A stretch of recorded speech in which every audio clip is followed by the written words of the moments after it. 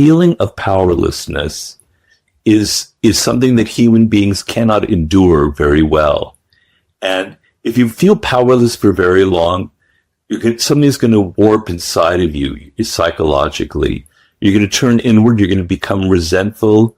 You're going to become angry. You're going to have pools of anger, developing inside of you deeper and deeper and deeper. And you're not going to have control over yourself. So power is the first sense of control is over yourself, over your emotions, so that you're not always reacting and getting angry, so that you have a little bit of detachment. So when it comes to those situations where you need to move or influence people like your children, your spouse, your colleagues, your boss, you're able to step back a half step, a full step, couple steps, and think and go, what is it that will actually move that person in the direction that I want?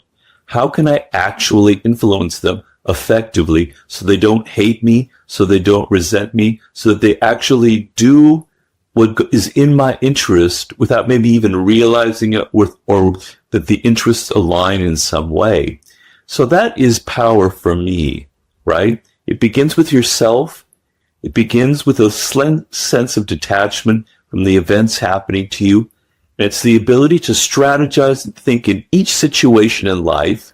This is a move that will gain me a little degree of control over events. You can never, ever have complete control. Life happens, things happen, pandemics happen, black swans happen. You can't control everything, right? But that little bit of margin of control is enough to kind of help you glide through life a little bit more smoothly. When I think of power, I think what you said is a perfect definition of it. The ability, one's ability to control or influence another's behavior, maybe including even their own. You have the personal power, you have relational power, like who in the dynamic might have more influence over the other between husband and wife or partner. And maybe there's political power, the ability to influence others, the ability to write laws, implement laws socially. And what I find, the people that I get to talk to are always looking for power of themselves and how they're going to improve their life. And where I teach is communication and the power of words. And this is why I really like, there's a number of the laws that you have out that are specific to communication, like using less words in particular. How do you find that communication and power intersect? They're obviously completely intertwined. So, but communication has to be strategic. Okay. And that's the problem that a lot of people have in this world. They think if they just talk, if they just say, this is what I want, this is what I need, please come and help me, that's communicating. All you're communicating is your insecurity and your needs. True communication is effective. It's strategic. Other people are naturally resistant to helping you or to aligning themselves with your interest. Everybody has their own problems. In the world today, we're all stressed. We're all working too hard. We never have enough time, right? So you talk to me about what you want. Okay, I'm kind of half listening, but you're kind of irritating me because you're just spewing things from your side, right? True communication is what I was saying before. You take that step back and you put yourself in the other person's shoes, right? You get out of your own head because you're so self-involved that you don't realize that your words are just landing nowhere. You get out of your head and you go, I'm dealing with another person. They are not me. They have their own problems, their own wishes, their own issues right now in the present, right? What is that? What is it that is going on in their head, in their world? Sometimes you have to do some research. Sometimes maybe you know them well enough. Maybe you don't know them at all, but you have to figure that out. It's a puzzle. Once you figure out their side, not your side, what they want, what they need, now you have some power to craft what you say to actually influence them, to appeal to their self-interest, which is one of the laws of power, one of the most powerful laws of all, right? So if I say something and I'm trying to influence, I'm trying to move them like on a chessboard in my direction, right? If I say something that appeals to their self-interest while it's also helping me, their eyes will light up. All those defenses that they have will start to go down. So communication is absolutely worthless unless it's strategic. And always say less than necessary is important because the natural tendency for a human being without self-control is just to spew words, just like verbal diarrhea. This is, my problems, my life. This is what's going on with me. This is what I need, blah, blah, blah, blah, blah, right? Just shut up, talk less, and think more about what the other person needs and craft your communication strategically. I wrote a book recently, and it's hard not to, I can't imagine writing a book and not having pieces of yourself in it. When you were writing this book, what was coming up for you in your own life? Are you just studying these elements of influence and control and power? Is it something that you were writing to yourself or for other people? Where did that come up for you? Well, it came from two things. First of all, a very deep desire to help people in this world. My books, I think very, very deeply. I'm working on my 8th book now, so Power isn't my only book. But I think very, very deeply of my audience, right? It's a form of communication, to get back to that, right? And I want to help people. I want to help people deal with their problems in a real way, not just to satisfy my own ego. So I have to think about how my words can actually be absorbed into your daily life. So that's one side. The other side is the book came from a lot of pain, right? So I entered life like most people, kind of naive, kind of innocent. I wasn't a good player naturally, necessarily at Power, right? I made mistakes. I talked too much, probably. I outshone the master, right? On and on and on. I could go through a laundry list of the things that I violated. And I didn't realize that the world is political. I thought when you enter the work world, what matters is having results, is getting things done, is doing things well. But no, I had many, many, many painful experiences, particularly working in the film world. But as I've said in many interviews, I've had 50 different jobs in my life, more than 50, in all different aspects. In every little possible avenue of life, I've had a job. And I suffered deeply. And I suffered deeply from the sense of people are so political. Their egos are involved in everything. You can see their egos as they walk past you, right? I would notice in the office that there was these hierarchies. I worked for a while at the magazine Rolling Stone. And there were these hierarchies. There was the boss, and you could just see this massive ego walking back and forth. Then there were all the smaller little people working right under him and their egos. And there was little me in the corner as a copy editor, little tiny, tiny little ego. But that's what mattered. That's what made things run, was how well you impressed him, how you talked to the boss, in this case, Jan Wenner. And I thought, this is silly, but this is the real world. And you have to take the real world seriously. You have to succeed in the real world. So the book came from deep pools of pain for my own mistakes and from a deep desire to help other people, because I feel it's the source of a lot of depression and misery in life. You say something or you do something thinking that you're on the right track, it's going to help you. And the next thing you know, you're fired or you're demoted. You don't know why. I felt, I see people around me having these problems. So those are the two strands of the book, a deep desire to help people and a realization that the world is political, full of egos, and that mistakes are very costly and painful, and I made plenty of them. Yeah, well, you're not alone. We've all made a lot of mistakes. Looking back at it now and knowing the impact of the book, and I want to talk about the book specifically that you're writing and going to be releasing soon, is for those who haven't read it, or those who might go, you know what, now that I've listened to this episode, I want to pick it up again. Maybe they have it on their shelf. I haven't looked at it in a while. How do you find, and especially being the one that wrote it, that this topic can also be very healing? I get a lot of emails from people that, it's helped them, it's turned their life around, or they've started a business because of the book. Of course, it's anecdotal, so I'm sure there's a lot of stories out there of people who've been hurt, who've been on the other side of the manipulation. I understand that. But what's healing and liberating is to finally have that little light turned on inside of your brain that this is how the world works. I didn't realize that. I thought what mattered was just being myself. I thought that I could just do my job, say the things that I like, dress the way that I like to dress, just be myself, and it was enough. And no, I'm suffering from it. And just seeing that little switch go on in your brain that no, the game is different. It's played differently. There are rules to this game. You can't just come in and play poker and just do whatever you want. There are rules for poker. There are rules for chess.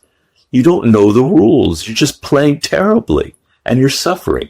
And just that little bit of switch inside going, maybe I'm entering this game. Maybe I'm from the wrong angle.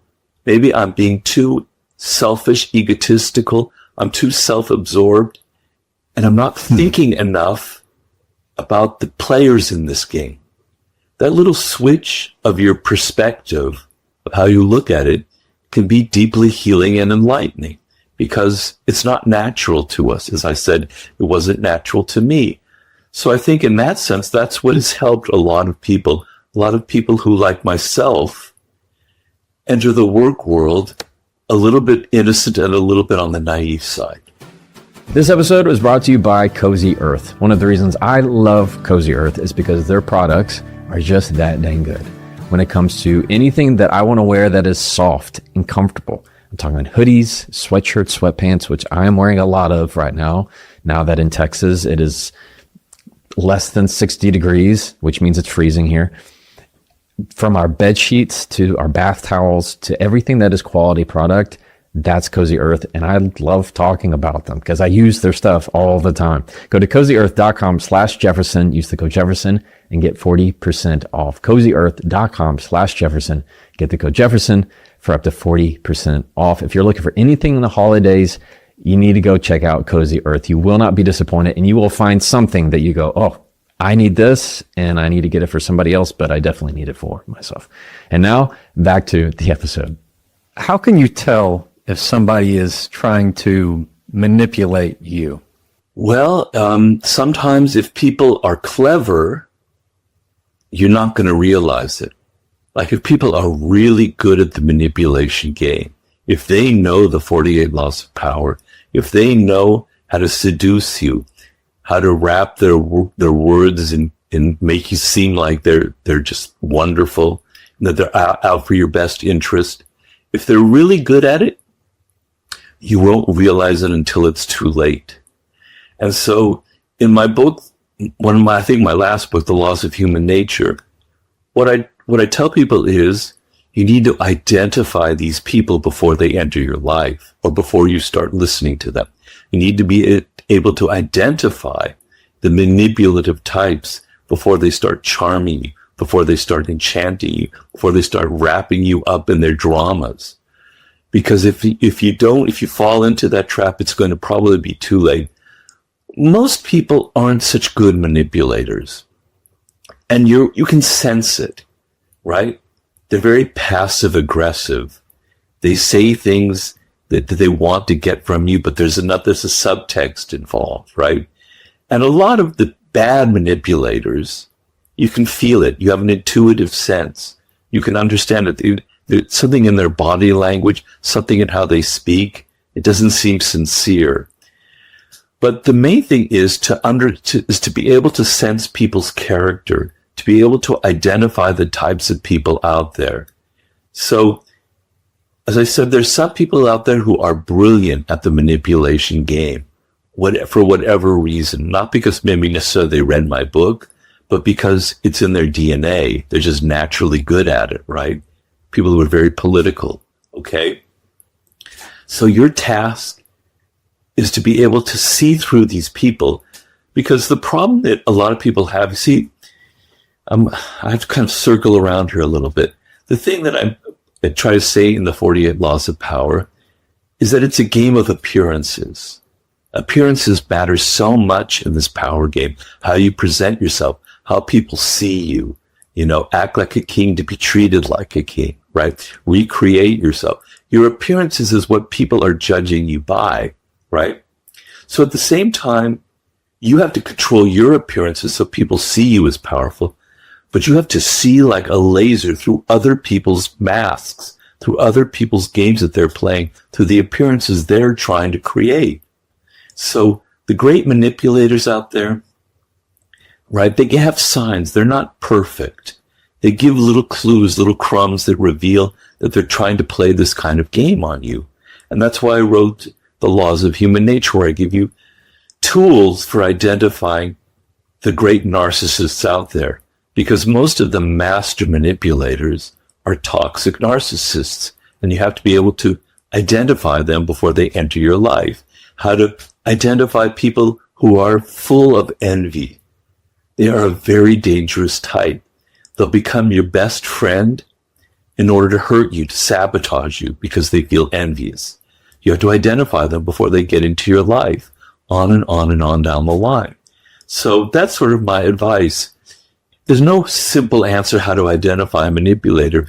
It's in their character, it's in their body language, it's the little signs that they give out, and you have to be able to see through people's masks and not always take appearances for reality. The people who would read this book and let's say they've read it, they really understand it, they're putting it into practice, and there's somebody who wants to have, as we've defined, more power in their life, whether it's for good or whether it's for bad. And through that, they're going to be able to, as a verb, manipulate people for good or for bad to their purpose. Do you find that the people who read this book are doing it with ill intent or for good intent? Like I know you have to have had a lot of feedback from this book over the last many years. Yeah. And I'm curious what you'd speak to that. Well, let me clear up one thing, though, that not all of the laws are about manipulation, right? Right. I mean, I guess it's how you define manipulation. But creating compelling spectacles, one of the laws, is, creating something that draws a lot of attention, right? Which is what a lot of life and social media involves. Now, you can say in some ways it's manipulation, but it's also just trying to please people, just trying to bring pleasure into the world, just trying to create a spectacle that attracts attention. I don't necessarily see every law in there about manipulation. But to get to your point, I've said this before, the people who are really, really nasty and evil at the game of power, and they're out there. I would say maybe 3 to 5% of the population would be like that. Maybe I'm overestimating the number. They don't really need a book like the 48 Laws of Power, right? They've been learning this from a very early age. They probably had troubled childhoods. I don't want to get too deep into the psychology of that, but they've been wounded in their childhood, right? And they learn from the age of 6 or 7 or 8. This is how you get people. This is how you string people along. This is how you get attention. This is how you be dramatic. This is what you say. This is how you get mommy and daddy to pay attention to me. This is how, you get the teacher to like me. They've learned this step by step at an early age. By the time they enter the work world in 22, they've been doing this in high school. They've been doing that at college or wherever. They're getting better and better at it. Then this book comes along, the 48 Laws of Power. Well, they don't need to read that. If they read it, it's just going to confirm the things that they've kind of intuitively understood. Now, I don't deny that there's going to be a percentage of people who read that book and go, wow, I can really be nasty in the world. I can really use this now and get a lot of power. And they are using it for bad purposes. I understand that, and I have to own up to that and not I'm not completely naive about how the book is used.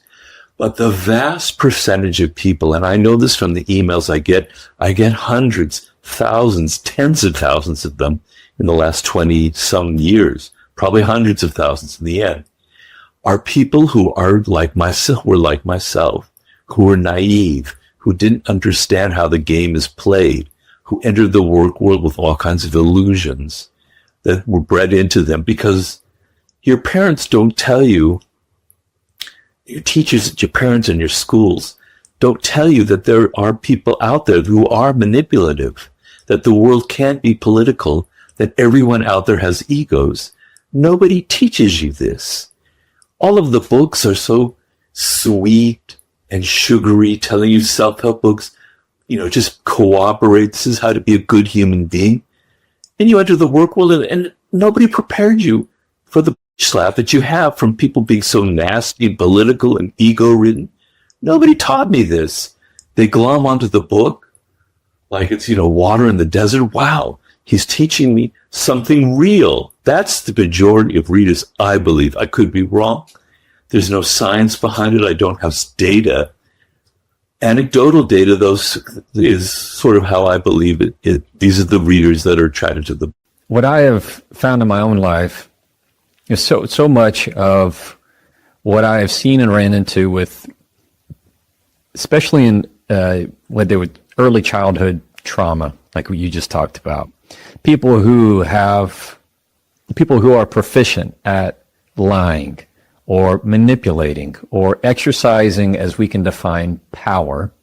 It's because at that point in time in their life, there was an actual utility to it. They were able to get mom and dad to stop arguing. They were able to keep the family together. They were able to not get in trouble, to keep themselves from getting abused or whatever it is. That so much of it they have already learned. And whereas some people might be, like you said, they think everything's roses and they just get hit with the tidal wave as soon as they enter the real world of, wow, it doesn't matter how nice I am. They're going to be rude to me. It doesn't matter how clean I play. I'm never going to get anywhere if I don't do X, Y, and Z. Nobody taught me the true rule, the hard knock rules. Yeah. Is that fair? Yeah. I mean, I wrote a book about warfare, and one of the concepts called the 33 Strategies of War, and one of the concepts in there is what we call asymmetric warfare. And that's what is also called dirty warfare, right? People who like terrorism, okay, or like guerrilla warfare, where the rules are thrown out, where you're willing to do anything. But usually it comes from armies that are much smaller and weaker. And that's certainly the origin of terrorism, right? You're going to leverage your smallness, your small size, your small army, by being as nasty and amoral, and you'll do anything to get power to hurt the enemy, okay? And what happens is, oftentimes, the enemy plays by rules, is good. And so in asymmetric warfare, right, there's also an ethical asymmetry. So I think of things like Putin in Russia, for instance, okay? He's somebody who's willing to do anything for power, as nasty and as dark, whatever works for him and his country is what he will do. When you have these European countries with their democracies and their rules and their organization and their bureaucracies, and they're continually at a disadvantage, facing somebody who's willing to do anything, much more than they're willing to do. We find this as well in American politics, okay? So in life, the same thing happens. When there are people out there in your office who their ethics and their morals are thinner than yours, they're willing to do things that you would never consider doing, you're at a continual disadvantage. You're not willing to do the dirty things that they're doing, right? How do you defend yourself in a world where some people are willing to do things that you would never consider doing, right? Well, you have to become strategic, and you have to understand that you don't have to be evil. You don't have to lower yourself to their level. You don't have to play fire to hit fire with fire. You could do different things to upset them, to be strategic, to deter them from hurting you, etc. But there's the fact that there are asymmetries of it. There are people who are willing to do things that you're not willing to do is the source of a lot of problems and pain in your life and suffering. And you're going to suffer throughout your life because of that. You know, those toxic narcissists, their gamut of what they're willing to do is like this, and yours is like this. And so, you know, you're constantly being hit by things, and you're not necessarily understanding because you're a good person. You don't necessarily register all the dark things that they're doing until it's too late. Before we keep going, I want to take a second to tell you about Monarch. The holidays are great, but they come with a lot. Travel, gifts, family gatherings. It's one of those times where money moves fast, and it helps to actually see where it's all going. If you want to keep your finances under control this holiday season, you need to be using Monarch. Rated by Wall Street Journal's best budgeting app of 2025, Monarch is the all-in-one personal finance tool that brings your entire financial life together in one clean interface on your laptop or your phone, wherever you are. And right now, just for my listeners, Monarch is offering 50% off your first year. That's 50% off. That's half. That's awesome. When you start using Monarch, I promise you, you're going to be surprised at just how simple it is to tie everything together and finally have a full picture. Wouldn't that be nice to see all of your spending, all of your investments, where it's all coming in from, how it's all going out? That's peace of mind. So don't let financial opportunities slip through the cracks this holiday season. Use code Jefferson at monarch.com in your browser for half off your first year. That's 50% off of your first year at monarch.com with the code Jefferson. And now back to the episode. I'd like to read a quote that hit home for me. Understand, people will constantly attack you in life. One of their main weapons will be to instill in you doubts about yourself, your worth, your abilities, your potential. That's in Transform Self-Love into Empathy. My question is, how do we build communication habits that handle these attacks on ourselves that instill doubts in us without internalizing them? Or how do you handle people trying to instill doubts in you? You talked about self-love. This is from my book, The Laws of Human Nature. So to the degree that you are insecure, to the degree that you don't really love yourself. So we have to clear up a misconception that people have. There's a difference between narcissism and true self-love, right? So if you learned at an early age, 3 or 4 or 5 years old, that you're actually a good person, that you're worthy of love and affection from other people, you know, that you have skills and abilities as you get older that are actually worthwhile, that will contribute, right? Then you have an anchor in your life. You have a degree of love of yourself, a confidence. So every time later in life where you have blows, where people hit you with doubts, or they try and sabotage you, they try and insinuate that maybe you're not so good, or they play these games that we're talking about, you're going to get this blow, and it's going to depress you, and it's going to lower you down, and it's going to affect you. We're all like that. Nobody can't suffer from that, myself included. But what happens is if you have that level of self-love that you developed at an early age, you will rise back up. You will start going, no, it's not true that I'm this way. It's not true what they're trying to tell me. You know, I'm actually worthy. And I know it because I've done things in my life. I've accomplished this. I've helped this other person. It raises you back up. It's like a thermostat that you have inside of yourself. Okay? So the degree that you have that love will bounce you back up, and you'll be able to tell yourself, at first their doubts kind of hit you because we're all human. But then you go, no, it's crap. They're playing a game. I'm not going to fall for that. But if you were wounded very early on and you never developed that self-love, and you have a lot of doubts about yourself already, and you're insecure, and you're riddled with like bullet holes and wounds inside of yourself where things can leak through, and people tell you those things, it's going to bring you down, and you're going to not rise back up. You rise back up a little bit, then another person will hit you. You keep going down and down and down. You get depressed, and you'll find it very difficult to rise back up. So the way you have to handle it in life, if you're in your 20s or 30s or 40s or even in your 50s, well, I just saw a coyote walk right by. You have to develop it. You have to go back and go, I'm beating up on myself. I have all these insecurities. They're effective. These people are effectively manipulating them because I'm allowing them to manipulate me. So when bad things happen to you in life, you have two choices you can do, right? This is probably the most important thing I can tell everybody out there. You have two ways you can go. You can blame other people. You can say, oh, that evil person out there, she's manipulating me. They're doing this, that, and the other. Oh, woe is me. I'm being the victim. Blah, blah, blah. They're evil. They're bad. Okay. You do that in life, you're never going to get anywhere, right? You're going to always be looking for things to blame, looking at external things. You're never going to grow. You're never going to develop.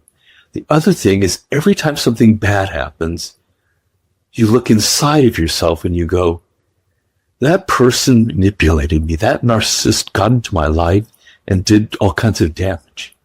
What is it about me that allowed them into my life? What is it about me that was so innocent, that was so stupid, that believed the things that we're saying? Okay. So if you're able to learn and grow from these events and look at yourself and go, why was I allowing them to hit me and hurt me and instill these doubts, and why did they affect me? What's wrong with me? Well, maybe I don't love myself enough. Maybe I don't have enough confidence in myself. How do I build that up? Well, I have to go back to my childhood. I have to think about the things that I've actually accomplished. I have to build it up slowly, slowly, slowly. And that's how you handle things. But if you can't look inside of yourself and go, the bad thing happened and I have to learn from it and I had to grow, and maybe some of it's my own fault, you're sunk in life for the rest of your life. You'll never, ever develop. I want to take a quick second to tell you about Momentous. Momentous is a sponsor of this podcast. I am so excited to be talking about, because I use this stuff every single day. When I tell you I ingest it and I feel like I am making myself a better person every time I do, it's because that is the absolute truth. Momentous, they make the science of better performance simple. And you might be thinking, look, Jefferson, I am not huge on exercise. I'm not some athlete. I'm not running everywhere. I get it. I do. I get it.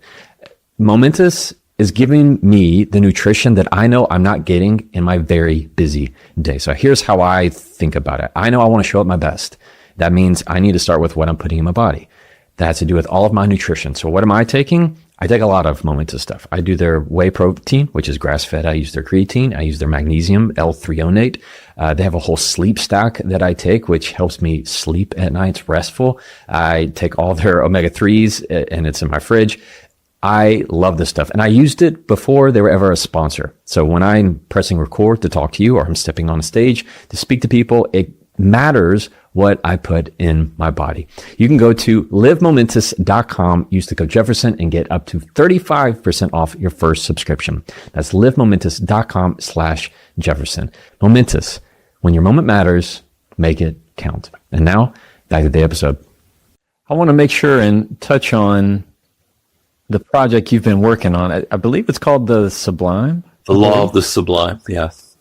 Yeah, tell us about it. Do you have a release date for it?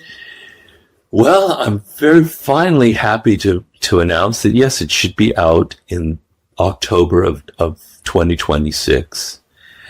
And That's fantastic. Well, yeah. I mean, I've been working on it for 5.5 years now, and so every day, constantly, it's been a roller coaster. So to see the end is almost brings tears to my eyes. I can't even That's wonderful. handle it.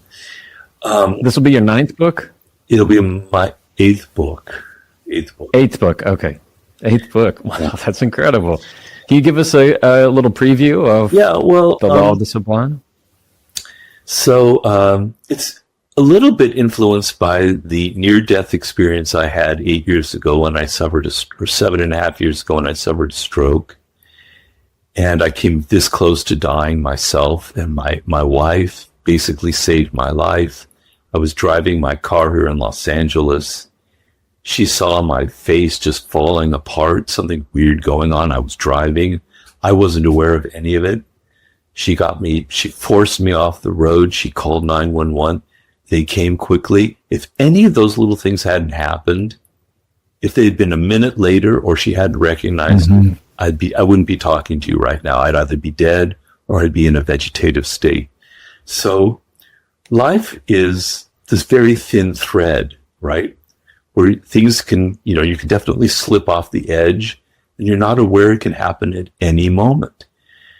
And the sublime is this understanding that to be alive, to simply be alive, to see the world, to see things as they are, to see birds, to see nature, to see human beings, to see that you and I are talking on this instrument right now, which 50 years ago would seem like something from some science fiction story, is utterly mind-blowing. But people don't realize that they walk through their lives with their phones stuck in their face. They're thinking about, reading about what people had for breakfast. Their minds are getting smaller and smaller. They're shrinking down. They're not opening up to the infinite, to the vastness of this world, to the amazing fact that we're on a planet with life in a cosmos. There's probably very little, hardly maybe no life at all. That it evolved to where we are today, that we're human beings, that we have what we have, is utterly unbelievable. And I'm trying to open your eyes to each of the different aspects of what I call the sublime. Then I talk about childhood and how our childhood was so all of our childhoods were so intense, were naturally sublime, and what that means. How the brain and consciousness itself is utterly weird and sublime. How other animals and their consciousness and how we can kind of study and empathize with other species is utterly sublime. Love, which is a chapter, is a sublime quality. History in the past and our ancestors is an incredible thing. I talk about ancient civilizations. I described to you what the ancient city of Babylonia looked like. The ancient world, the cities back there were unbelievably beautiful in a way we can't even imagine, right? So I have 12 different chapters, each kind of going into some of those different aspects. And it's been a journey because this hand here that I'm holding up is kind of dead because this is my stroke. I can't type. So I've had to handwrite everything and then dictate it into the computer. Wow. If you saw my process, you'd go, my God, I can't believe you even got one paragraph of this book out. Well, that is incredibly impressive. And I look forward to everybody making sure they can go take a look at it when it comes out there in October. It's very, that's something to very much admire. So I appreciate you sharing that with us. You're very welcome. Very welcome. I wanted to wrap up with this question, one that you've probably gotten before. Now that you've had 20 plus years to, look backwards, and you said, well, you know what, I stopped at 48. If there ever could be, now looking at it, another law, maybe one or two, that you thought, well, I'd add this one. Do you have one? The 49th law is there is no 49th law, right? Jefferson, to be honest with you, when I finish a book, I kind of move on. I'm on to the next project. Yeah. I'm on to seduction. I'm on to war. I'm on to mastery. I'm working with 50 Cent. I'm doing them all. I'm so absorbed in them, I don't really go back and think, what did I miss in that book over there? I try to tell myself psychologically, you covered it all, move on to the next project, don't look back kind of thing. That's sort of my guiding philosophy in life. I think that's a pretty good philosophy. One I can certainly relate to. Well, I appreciate from me to you. I appreciate your dedication Oh, thank you. to your art and to your projects and what you've chosen to share in the world. And I know that, as I've read them, anybody can, and same with my content, you can always take them in the way that you want to choose to receive them and how you accept them. But they are what they are. They, in many ways, power, like you've mentioned, is a neutral tool. And so what I've learned in our conversation today is, number one, power is the ability to control or influence another to your desired outcome. And those that don't have the power, they're the ones that they feel powerless. In many ways, feel like they got left behind and didn't learn these tools. These are the kind of lessons that you teach in that book that you didn't just write off the top of your head. You researched it from globally, from different ages to all across the world. And these are things that can help a lot of people, if anything, give them a really genuine perspective of what the real world is like. Two, when it comes to dealing with people that are attacking you and trying to put you down and instill doubts in you, their ability to do so is corresponding to the level of self-love that you have invested in yourself. And those with higher self-love, they're going to be less affected by those trying to sow doubts into them. And then three, I want to touch on the law of the sublime. It gave me just such a wonderful picture as you were even listening here and you saw a coyote run by. The appreciation for life and how precious it is something that we should never forget. Robert, thank you so much for taking the time to share with us and my audience. I hope you're able to see me. I see all this light coming in. God, I should have moved over. I just thought you were glowing. Yeah, it really is just, you're just glowing.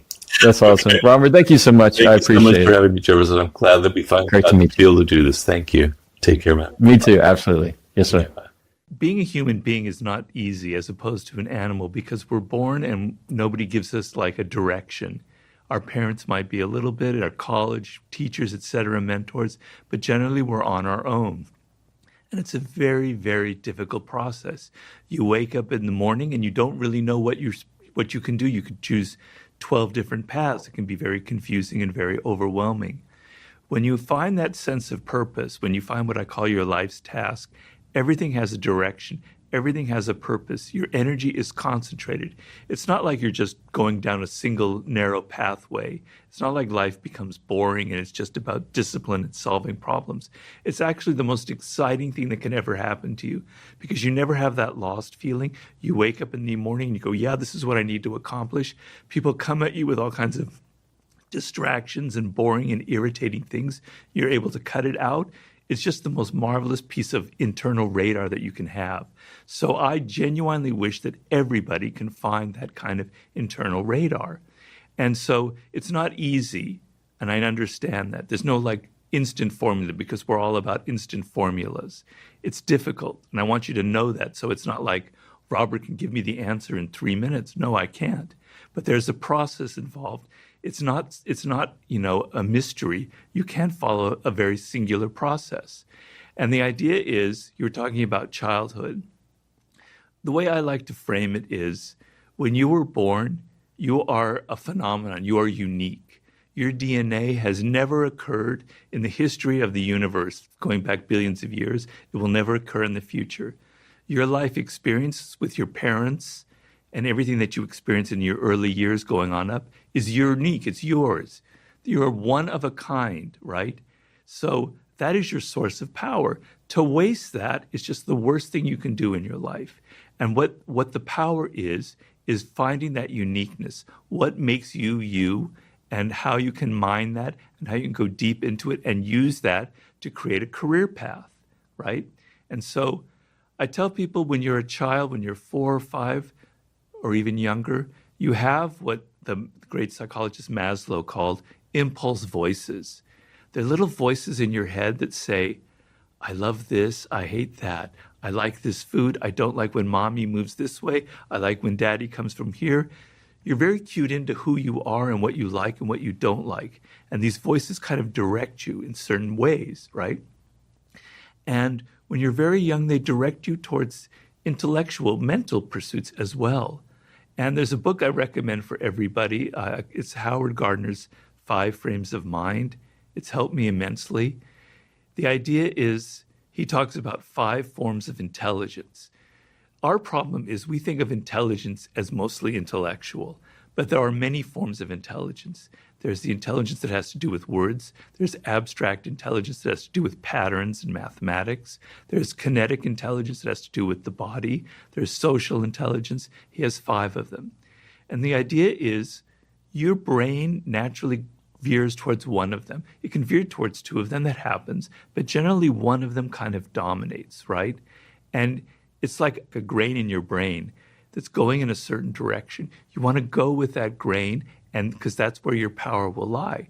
So when you're young, if you go back and think about when you were 4 or 5, you can maybe get a picture of some kind of direction or voice inside of you that was impelling you towards this.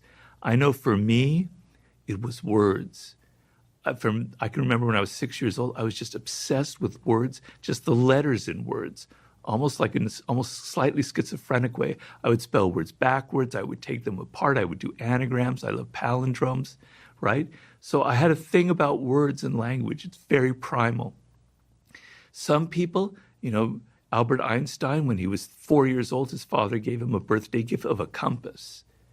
And he was just mesmerized by this compass. The idea that there are invisible forces out there in the cosmos moving this needle. And he's obsessed with the idea of invisible forces. Steve Jobs, when he was like 7 or 8 or maybe younger in Burlingame, California, his father, they passed by a store with technological devices in the window. And he was just hypnotized by the design of those devices and the glass tubes and everything. So he wanted to go in that direction.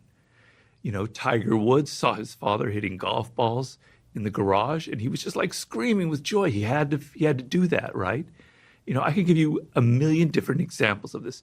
Of course, these are people who are famous, obviously. We can go back and find that. It's easier. But what happens to you, and please cut me off if I'm going on too long here. No, please continue. Okay. Please. What happens to you is you're 7, now you're getting older, and you're starting to not hear that voice anymore. You're hearing the voice of your teachers telling you, you're not good at this field. You need to get better at math. You shouldn't be interested in these sports or anything. You should be going this way. Your parents are starting to tell you this is the career they want for you, or the direction they want you to go in, right? You start hearing that more than your own voice. And as you get older, it gets worse and worse and worse. Then when you're a teenager, it's all about what other people are doing, your peers, what's cool, what's not cool, And that kind of is more. So all of this noise enters your brain, and you can't hear that anymore. You don't know who you are. And so you go to college, you kind of maybe choose a major that seems practical, that your parents want you to go into. Maybe you kind of wander around, you're not sure. And then you enter the work world without that inner radar that I'm talking about, and brother, you're lost, right? Where should I go? Well, I need to make money, right? And so you make a choice based on the need to make a lot of money. Not everyone, but some people do that. And I understand that need. We all need to make a living, but that can set you off on a very bad path because you're not connected emotionally. The thing is, when you figure out that primal inclination, that grain that's inside of you, then you have the energy to be disciplined, to go through boring tasks, to learn. You learn at a faster rate because you're emotionally engaged. When you're emotionally engaged in a subject, the brain learns 2, 3 times, 4 times as fast as when you're not. I always give the example. In college, I studied foreign languages, which was kind of a passion of mine. For 3 or 4 years, I studied French, and then I went to Paris, and I couldn't speak a word. It was useless because it didn't teach me anything practical, right? I was totally confused. But I was in Paris, and I loved it, and I wanted to live there, right? And I had a girlfriend, and I needed to speak French to her. And I can tell you, in 1 month, I learned more than those 4 years of university because I wanted to, because I was engaged. My emotions were there. It was like I had to survive to learn French. So most of us, we don't have a need really to learn this subject. We're paying half attention. But when you find that thing that really connects to you, you're paying deep attention. Your emotions are engaged. You're learning at a much faster rate, okay? And so the thing is, how do you find that when you're older? When you're 21, I give people a lot of help, and it's usually not so difficult. We can go through that process. It gets harder when you're 30 and you've been wandering around, but it's not impossible. I didn't really find my exact path until I was 38, 39, to be honest. So there's hope. When you get 40 and you get 50, it gets more and more difficult, right? And it's very sad if you wasted that seed of uniqueness that I'm talking about. And I tell people there are ways of going back, and we go through a process like archaeology. We have to dig and dig and dig and find those bones from your childhood that indicated what you were meant to do. But when you find your life's task, everything opens up. It doesn't mean you figured out, okay, I've got to aim for this particular job when I'm 28. That's not how it works. It gives you a sense of direction. You can try different things. You can experiment. You can have fun when you're in your 20s. You're going to learn skills. But it gives you an overall framework instead of, whoa, all of this confusion, this chaos, social media, the internet, I could go here, here, here. You're lost at sea. It gives you a very important sense of direction, a compass. As you describe this, I have this image of, you mentioned animals, that